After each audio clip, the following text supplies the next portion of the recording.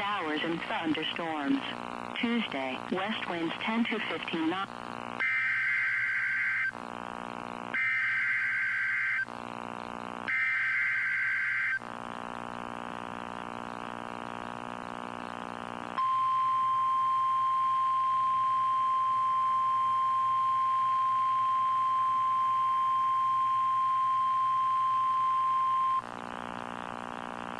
The National Weather Service has issued tornado watch number 520, effective until 10 p.m. Central Daylight Time.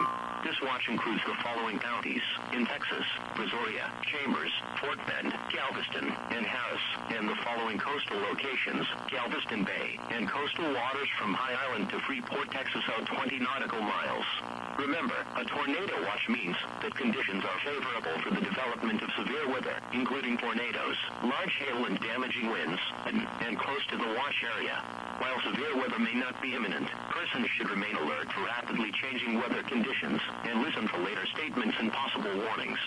Stay tuned to NOAA Weather Radio, commercial radio and television outlets, or internet sources for the latest severe weather information.